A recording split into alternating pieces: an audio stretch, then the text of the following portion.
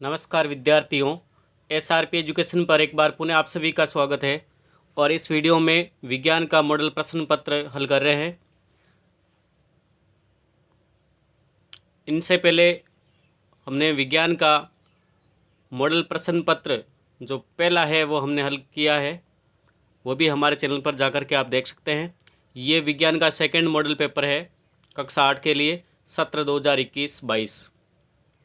पहला प्रश्न है, फसल उत्पादन के दौरान मिट्टी में पोषक तत्वों के स्तर को बनाए रखने के लिए क्या मिलाते हैं। फसल उत्पादन के दौरान मिट्टी में पोषक तत्वों के स्तर को बनाए रखने के लिए क्या मिलाते हैं। खाद या उर्वरक मिलाते हैं मिट्टी में, तो उर्वरक या नहीं है। दे ऑप्शन में खाद दिया गया है, तो दे ऑप्शन राइट होगा। दूसरा प्रश्न है, निम्नलिखित में से जैव अनिम्नीकरणीय पदार्थ कौन सा है। निम्नीकरण पदार्थ और अनिम्नीकरण पदार्थ कौन कौन से होते हैं।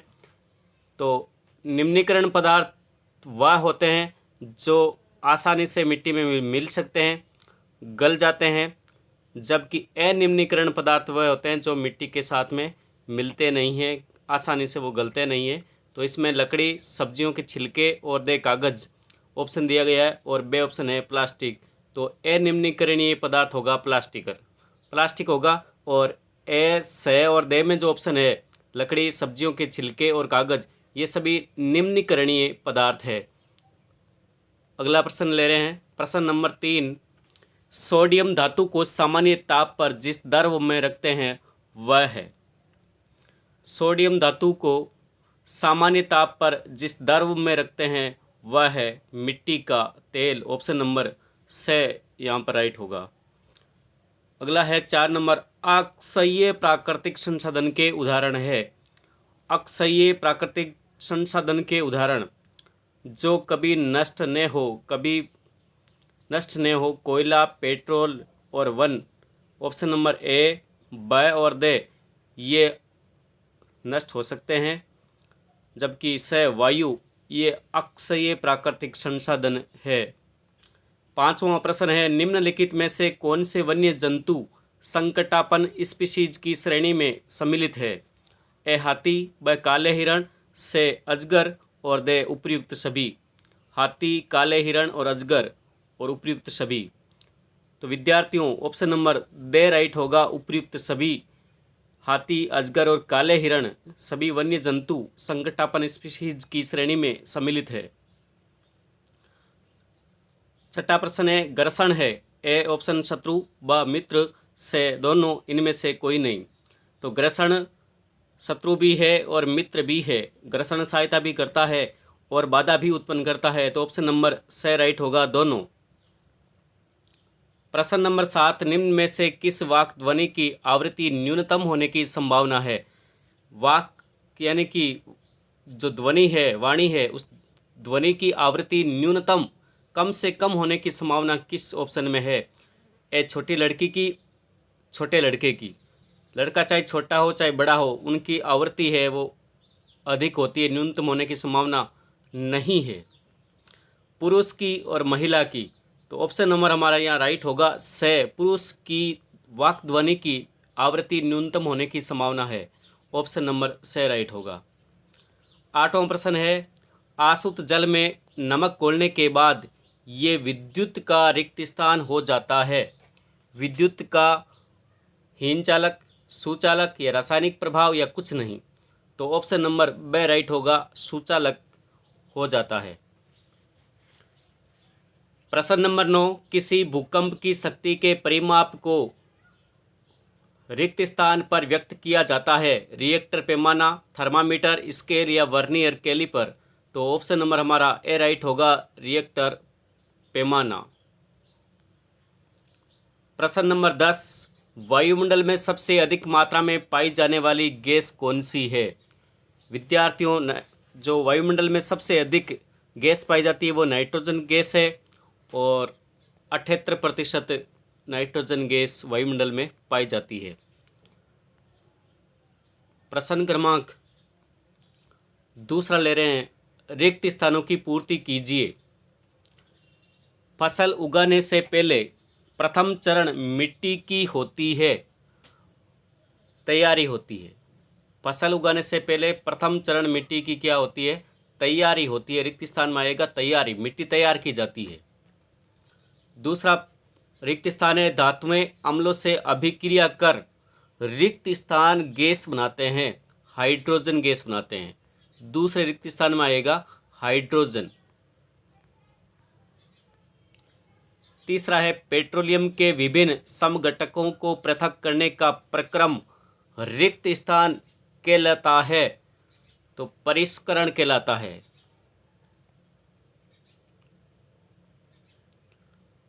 चार नंबर रिक्त स्थान है जैव विविधता के संरक्षण के उद्देश्य से, जैव विविधता के संरक्षण के उद्देश्य से रिक्त स्थान क्षेत्र बनाए जाते हैं। कौन से क्षेत्र बनाए जाते हैं? आरक्षित क्षेत्र।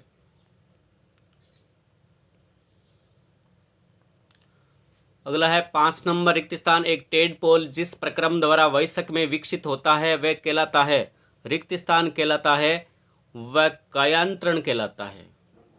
एक टेडपोल जिस प्रक्रम द्वारा वयस्क में विकसित होता है वह कहलाता है कायांतरण। प्रश्न क्रमांक 3 अति लघुत्रात्मक प्रश्न। प्रश्न क्रमांक तीसरा का पहला है रबी फसल के दो उदाहरण दीजिए।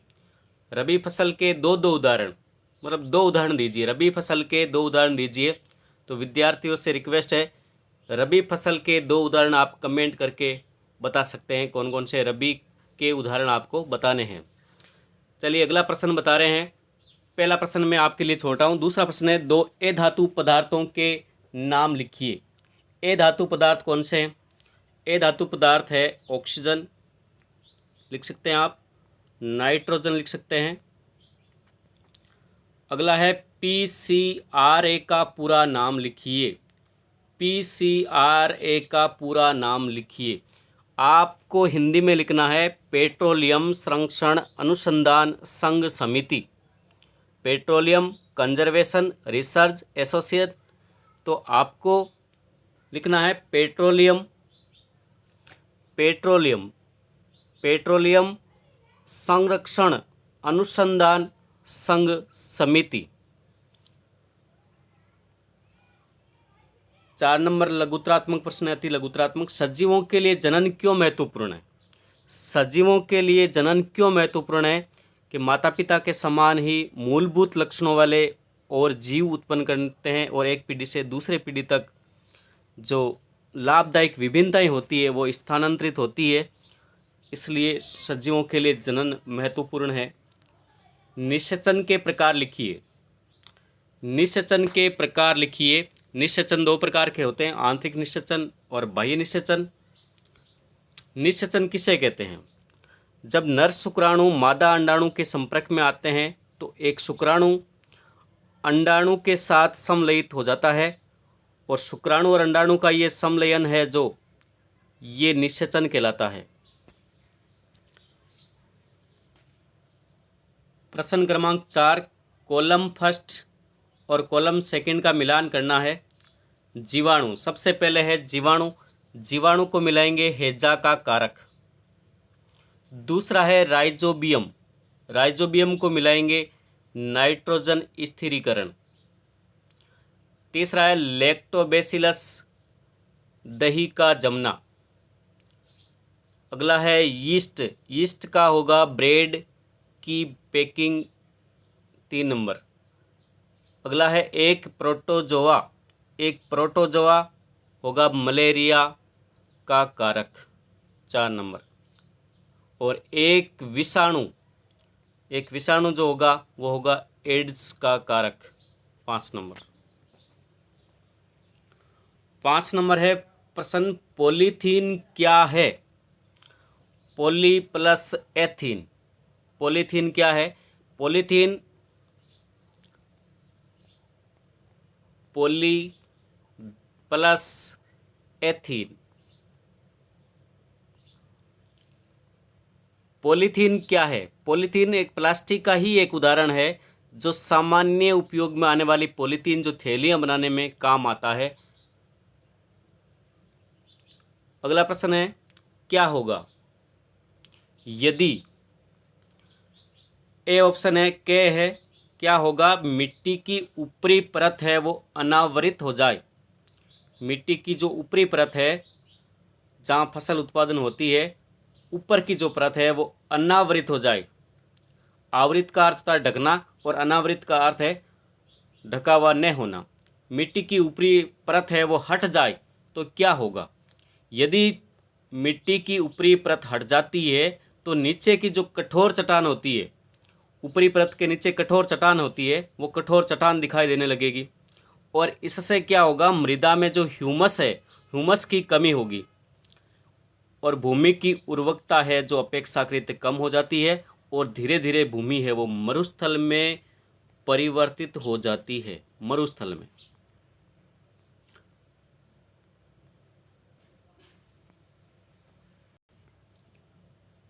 अगला इसी प्रश्न नंबर 6 का दूसरा प्रश्न है, वायुमंडल में CO2 की मात्रा बढ़ जाए तो क्या होगा?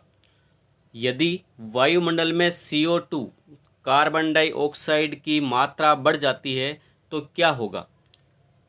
वायुमंडल में प्रतिवर्ष करोड़ों टन कार्बन डाइऑक्साइड की बढ़ोतरी होती है। परिणाम स्वरूप यदि वायुमंडल में CO2 की मात्रा बढ़ जाए तो क्या होगा? परिणाम स्वरूप कार्बन डाइऑक्साइड का जो बढ़ा हुआ आयतन है वह पृथ्वी पर मौसम तथा जलवायु को प्रभावित करेगा। मनुष्य में निषेचन प्रक्रम को समझाइए। प्रश्न नंबर 7, मनुष्य में निषेचन का जो प्रक्रम है उसको समझाना है। मनुष्य में निषेचन का जो प्रक्रम है वो क्या होगा?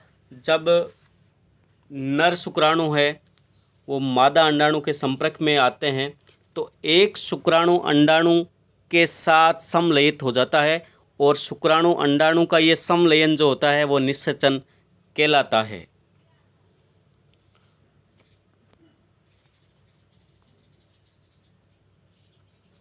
प्रश्न क्रमांक 8वां, चिकनी सतह पर दौड़ना कठिन क्यों होता है? चिकनी सतह है तो वहाँ दौड़ना कठिन क्यों हो जाता है? क्योंकि जूतों तथा चिकनी सतह के मध्य घर्षण बल है वो अत्यंत कम हो जाता है। जूतों के बीच में और चिकनी सतह के मध्य जो घर्षण बल है वो अत्यंत कम होता है। जब हम चिकनी सतह पर दौड़ते हैं तो हम सतह को उचित रूप से दबाने में असमर्थ होते हैं और इस प्रकार हम आगे की ओर गति के लिए उचित जो प्रतिक्रिया होती है, प्रतिक्रिया बल होता है, वो प्राप्त नहीं कर पाते हैं और इसलिए हम चिकनी सतह पर दौड़ना है वो कठिन हो जाता है। अगला प्रश्न है प्रश्न क्रमांक 9, आकाश में तड़ित और मेघ गर्जन की घटना एक समय पर होती है, हमसे समान दूरी पर घटित होती है। हमें तड़ित पहले दिखाई देती है और मेघ गर्जन बाद में सुनाई देता है। क्या आप इसकी व्याख्या कर सकते हैं, बता सकते हैं ऐसा क्यों होता है?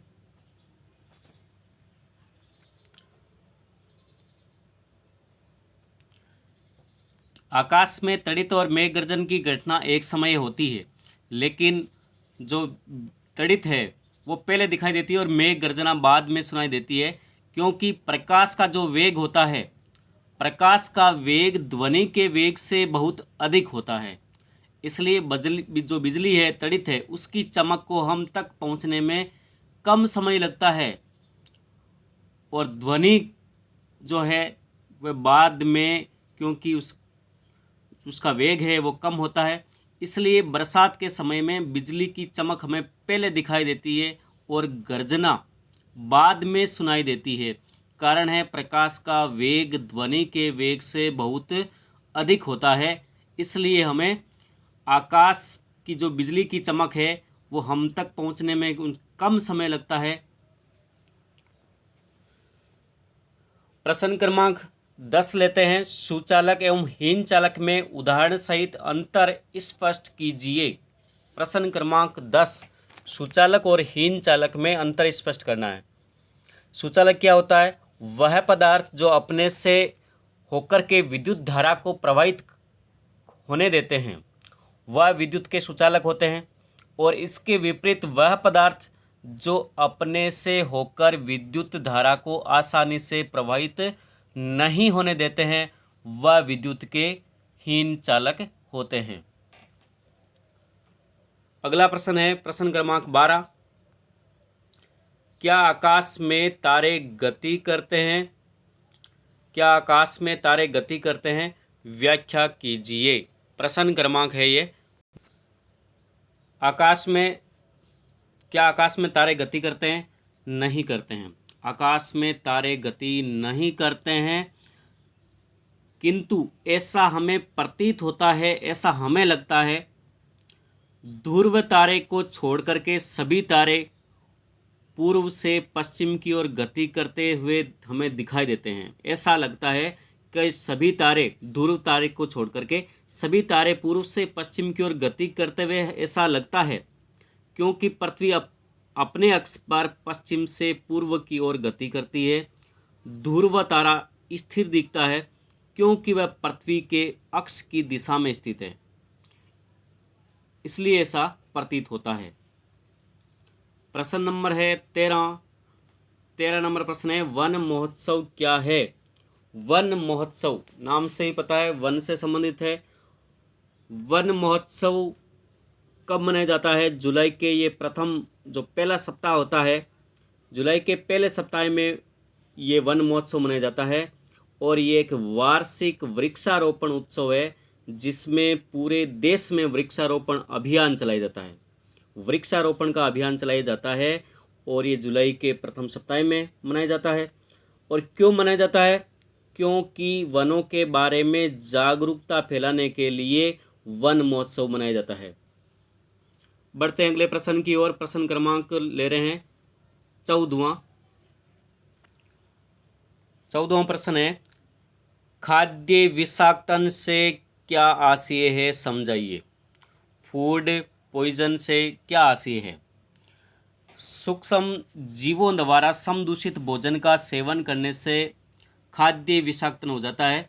हमारे भोजन से उत्पन्न होने वाले सूक्ष्म जीव कभी कभी विषैले पदार्थ, जहरीले पदार्थ उत्पन्न करते हैं और ये भोजन को विषाक्त बना देते हैं, और वो भोजन हम करते हैं तो बीमार हो जाते हैं। हमारा स्वास्थ्य है वो ठीक नहीं रहता है, स्वास्थ्य खराब हो जाता है, बीमार हो जाते हैं और यहाँ तक कि मृत्यु भी हो सकती है। अगला प्रश्न है, उदाहरण देकर प्रदर्शित कीजिए कि प्लास्टिक की प्रकृति असमक्षारक होती है। प्लास्टिक के बारे में है, उदाहरण देकर के प्रदर्शित कीजिए कि प्लास्टिक की प्रकृति असमक्षारक होती है। प्लास्टिक जल और वायु से अभिक्रिया नहीं करते हैं। प्लास्टिक, उनका समक्षारण आसानी से नहीं होता है, अतः प्लास्टिक की प्रकृति असमक्षारक है। विभिन्न जो रसायन है प्लास्टिक की बोतलों में संचित किए जाते हैं, इकट्ठे किए जाते हैं। पानी है वो बोतलों में, पानी की आपने बोतल देखी है बिस्लेरी की तरह, बिस्लेरी है, कई पानी की बोतलें हैं, तो उनका संचय है वो प्लास्टिक की बोतलों में इसलिए किया जाता है क्योंकि प्लास्टिक की जो प्रकृति होती है वो हवा असमक्षारक होती है। अगला प्रश्न है, क्या आप नींबू के अचार को एल्यूमिनियम पात्रों में रख सकते हैं? क्या आप नींबू के अचार को एल्यूमिनियम जो पात्र है उसमें रख सकते हैं क्या? स्पष्ट करो। नहीं रख सकते। क्यों नहीं रख सकते? क्योंकि नींबू का जो अचार होता है वो अम्लीय प्रकृति का होता है और अम्लीय पदार्थ एल्यूमिनियम पात्रों में संचित नहीं रख सकते हैं, क्योंकि अम्ल है वह एल्यूमिनियम अभिक्रिया करके विषैले पदार्थ बनाते हैं। वही बात है खाद्य विषाक्तन की, खाद्य विषाक्तन हो जाता है, फूड पॉइजनिंग हो सकता है। अम्ल है वो एल्यूमिनियम के साथ अभिक्रिया करके विषैले पदार्थ बनाते हैं, इसलिए नींबू के अचार को एल्यूमिनियम पात्रों में नहीं रख सकते हैं।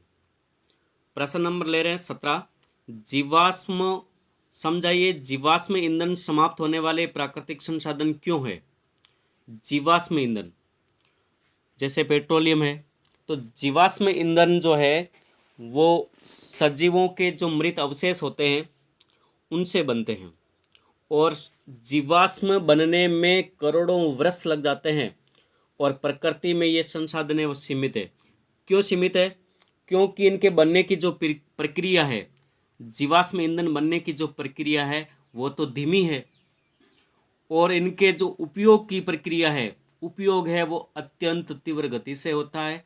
इसलिए जीवाश्म ईंधन है वो समाप्त होने वाले प्राकृतिक संसाधन है। अगला प्रश्न है, घर्षण हानिकारक होते हुए भी, प्रश्न नंबर 18 है, घर्षण हानिकारक होते हुए भी आवश्यक क्यों है, उदाहरण देकर के समझाओ।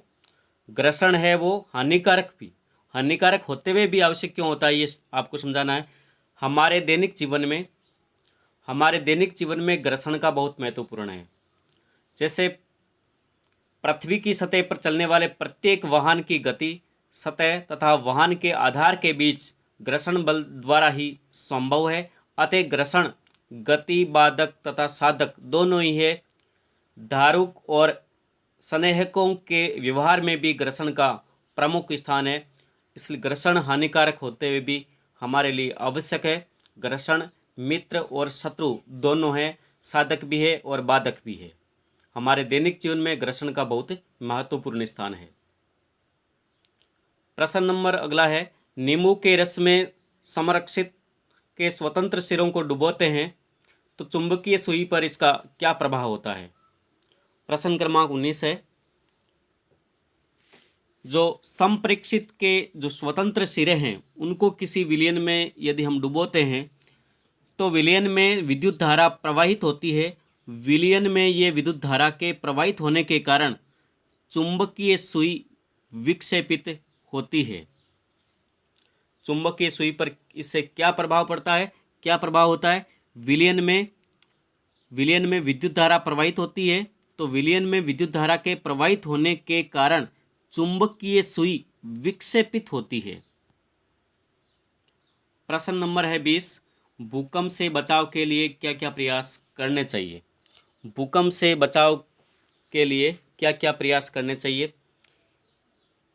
अच्छा प्रश्न है, भूकंप से बचाव के लिए क्या क्या प्रयास करना चाहिए, क्योंकि ये प्राकृतिक आपदाएं हैं वो किसी भी समय हो सकती है और प्राकृतिक आपदाओं से बचाव ही उपाय है। तो सबसे पहले भूकंप से बचाव के लिए भवन निर्माण के बारे में है कि भवन निर्माण है वो भारी न हो, भारी पत्थरों से न हो।